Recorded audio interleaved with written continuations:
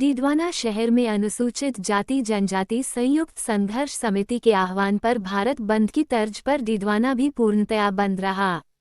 डीडवाना का संपूर्ण कस्बा बंद रहा और कस्बे में लॉकडाउन जैसा माहौल रहा है। साथ ही अनुसूचित जाति जनजाति संघर्ष समिति के द्वारा एक आक्रोश रैली निकाली गई। सुप्रीम कोर्ट के फैसले को लेकर यह आक्रोश रैली निकाली गई। आक्रोश रैली मेघवाल समाज सभा भवन से आरंभ हुई, जो अस्पताल चौराहा फवारा सकिल बस स्टैंड अशोक स्तंभ रॉयल मार्केट अजमेरी गेट चुंगी चौकी होते हुए शहीदों के मोहल्ले होते हुए कोर्ट मोहल्ला पहुंची। वहां से सदर बाजार नागोरी गेट होते हुए कचहरी परिसर के बाहर आकर संपन्न हुई, जहां पर एक विशाल आम सभा का आयोजन हुआ। सुप्रीम कोर्ट के आरक्षण वर्गीकरण के फैसले को लेकर सभी ने अपनी अपनी बात रखी। सभी वक्ताओं ने जमकर भाजपा सरकार पर भी निशाना साधा और अपनी विभिन्न मांगों को लेकर संघर्ष समिति के लोगों के द्वारा एक ज्ञापन उपखंड अधिकारी को भारत के राष्ट्रपति के नाम सौंपा गया।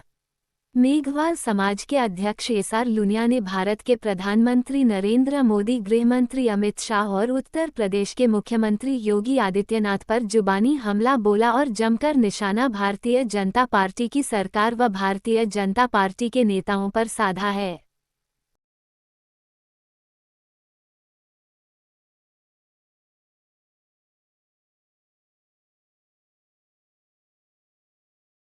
एक अगस्त को माननीय सुप्रीम कोर्ट द्वारा एक क्रिमिनल और एक उपवर्गीकरण का फैसला जो दिया था, उसके विरोध में अनुसूचित जाति जनजाति समाज में भारी आक्रोश था।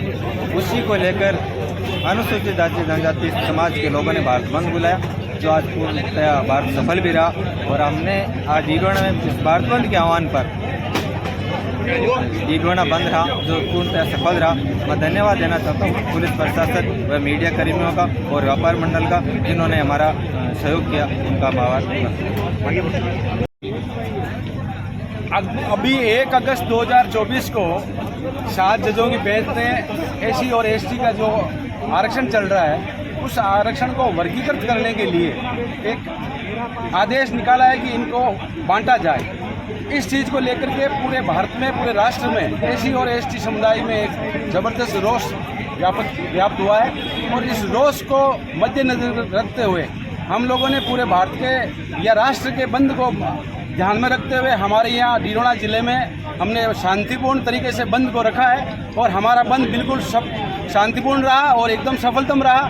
मैं यहाँ के संपूर्ण जो व्यापारी वर्ग है, संपूर्ण पत्रकार हैं, संपूर्ण पुलिस प्रशासन है और सारा जो हम लोगों को जिन लोगों ने भी हमें साथ दिया है, और हमारे विशेषकर एससी और एसटी भाइयों को मैं दिल की गहराइयों से धन्यवाद देना चाहता हूं कि सब लोगों ने अपने घरों से निकल करके यहाँ हमारा साथ दिया। और इस दुख की घड़ी में हम सब एक हुए और हमारा जो प्रदर्शन है वो बिल्कुल ही सफलतम रूप में गया। क्या है वो 3 कीड़े? वो 3 कीड़े इसे ऐसे हैं कि ये मोदी और योगी और जो अमित शाह है, भाई अमित शाह के बारे में सब जानते हैं कि ये तड़ी पार था। और तड़ी पार जब आप मानते हो कि अगर आपके मोहल्ले का, आपके गांव का या कोई भी जो निकृष्ट आदमी, उसको तो बाहर निकालते हैं ना, तो सारा ये तड़ी पार है। और आज ये गृह मंत्री है, इसके ज़्यादा कीड़ा लंबा और योगी के ज़्यादा है। मोदी तो क्या चुपचाप इनका मोहरा बना हुआ है, इस कारण ये फालतू की बातें करता है। आज आप देखिए प्राइवेट जितने भी अपने संस्थाएं थी सबको प्राइवेट कर दिया। क्यों? सारे निकम्मे हैं क्या? सारे डिपार्टमेंट ऐसे ही है, निकम्मे हैं। तो ये ऐसा नहीं होता। भारत पहले भी चल रहा है, 75 साल से भारत नहीं चल रहा है क्या? यहाँ का राष्ट्र नहीं चल रहा है क्या? यहाँ का शासन नहीं चल रहा है क्या? इनके आने के बाद में ऐसा कौन सा ऐसा कोई लंबा चौड़ा इन्होंने परिवर्तन ला दिया? सारे सब कुछ लोग ये प्राइवेट में दे रहे हैं। क्यों दे रहे हैं? इनको कोई पूछने वाला नहीं है, क्योंकि इनकी मेजोरिटी आ रही है। हमारे देश में सबसे बड़ी विडम्बना क्या है कि लोग धर्म के नाम पर अगर 3-4 जगह अगर कहीं कुत्ता पेशाब कर देता है और वहाँ अगर 8-10 आदमी बार बार पानी भी गिरा देते हैं ना, तो वो आगे जाकर के बड़ा मंदिर का रूप ले लेता है क्या? और यही तो है, मंदिर वाले लोग हैं वो करोड़ों अरबों में खेलते हैं और गरीब जाकर के बेचारा हुआ माथा टेकता है और अपनी जो कमाई की पूंजी है, पूंजी का जो हिस्सा है उसको देख के आता है। तो ये धर्म के सहारे ये लोगों को बरगला रहे हैं, पूरे देश को बर्बाद करने में तुले हुए हैं।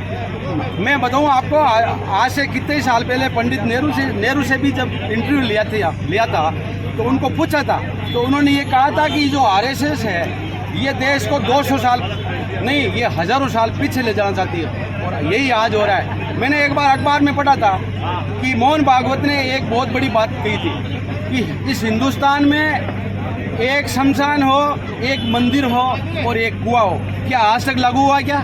तो इन लोगों को इनके बोलने का और करने का इनका चरित्र बिल्कुल अलग नहीं करनी बनता है। ठीक।